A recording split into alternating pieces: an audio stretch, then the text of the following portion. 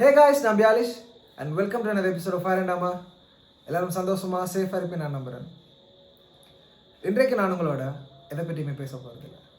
நான் இன்றைக்கு ஆண்டவருக்கு நன்றி செலுத்த போகின்றேன். ஏனென்றால் இந்த நாள் வருடத்தின் கடைசி ஞாயிற்றுக்கிழமை. இந்த வீடியோ 2025ஆம் ஆண்டின் கடைசி வீடியோ. நான் இனி உங்களை நெக்ஸ்ட் இயரில் தான் சந்திப்பேன். ஸோ அதனால் நான் இன்றைக்கு ஆண்டவருக்கு நன்றி செலுத்த போகின்றேன். ஆனால் வருஷத்தின் கடைசி நாளில் கடைசி வீடியோவில் தான் நாங்கள் ஆண்டவருக்கு நன்றி செலுத்த வேண்டுமா? இதுதான் சடங்கா, இதுதான் சம்பிரதாயமா என்று கேட்டால் இல்லை. நாங்கள் எங்களுடைய தேவனாய் கர்த்தருக்கு எப்பொழுதும் எந்நேரமும் எந்நாளும் நாங்கள் நன்றி செலுத்த கடமை உள்ளவர்களாக இருக்கின்றோம். அதுதான் நாங்கள் எங்களுடைய கர்த்தருக்கு நாங்கள் செலுத்தும் கனம்.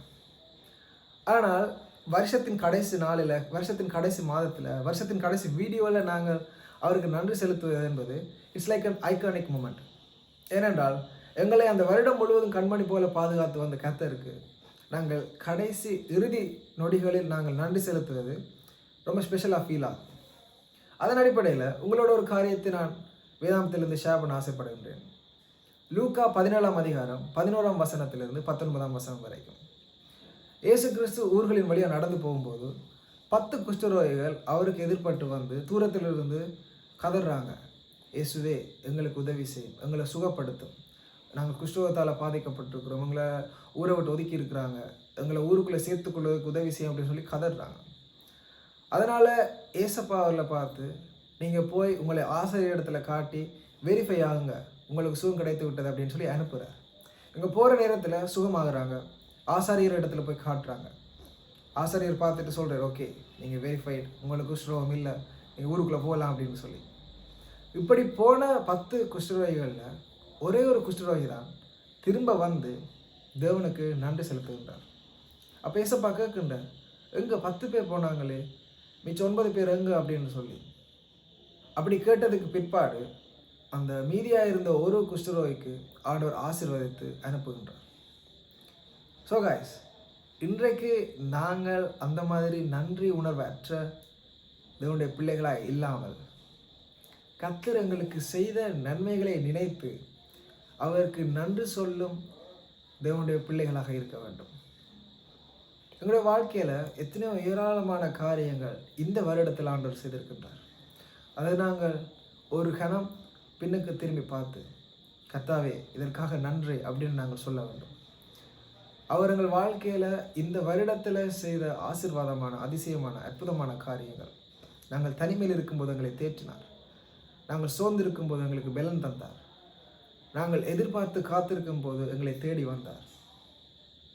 எங்கள் பலவீனங்களை பலப்படுத்தினார். எங்கள் தரித்திரங்களை மாற்றினார். எத்தனையோ எத்தனையோ அவதூறான சம்பவங்களில் எங்களை பாதுகாத்தார். இப்படி நாங்கள் அடிக்கிட்டே போகலாம்.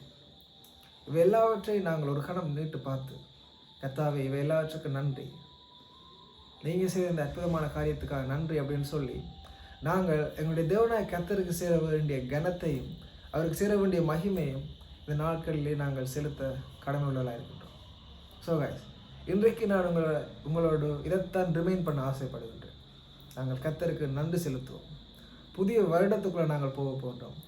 புதிய எக்ஸைட்மெண்ட்ஸ், புதிய எதிர்பார்ப்புகள், புதிய திட்டங்கள், புதிய மாற்றங்கள், இப்படி எல்லாவற்றையும் நாங்கள் எதிர்பார்ப்போடு இந்த புதிய வருடத்துக்குள்ளே கடந்து போகும்போது பழைய காரியங்களை நாங்கள் மறந்து போகாமல் நாங்கள் அவற்றுக்கு நன்றி உணர்வுள்ளவர்களாக கர்த்தருக்கு நன்றி செலுத்தி புதிய வருடத்துக்குள்ளே கடந்து செல்வோம். கர்த்தர் இந்த புதிய வருடத்திலும் எங்களை இன்னும் அதிகமாக ஆசீர்வாதத்தை பலப்படுத்தி ஆளுகை செய்து அவருடைய ஆசீர்வாதத்தினால் எங்களை திருப்தியாக்கி அவருடைய ஆவியினாலே எங்களை மூடி எங்களை பலப்படுத்தி வழி நடத்துவாராக. ஸோ காய்ஸ், இன்றைக்கு நாங்களுடைய ஷேர் பண்ண நினைத்த காரியமே தான். இது உங்களுக்கு ஆசீர்வாதமாக இருக்கும்னு நான் நினைக்கின்றேன். அப்படி ஆசீர்வாதமாக இருந்தால் ஷேர் வித் யுவர் ஃப்ரெண்ட்ஸ். தினமும் ஜெபித்து வேத்து வாசித்து தியானித்து கர்த்தர் செய்த நன்மைகளை ஒரு நாளும் மறவாமல் அவருக்கு நாங்கள் நன்றி செலுத்துவோம். மீண்டும் நான் உங்களை இன்னொரு வீடியோவில் புது வருஷத்தில் சந்திக்கின்றேன். அது வரைக்கும் stay safe, be happy, God bless you, love you all, happy new year, bye.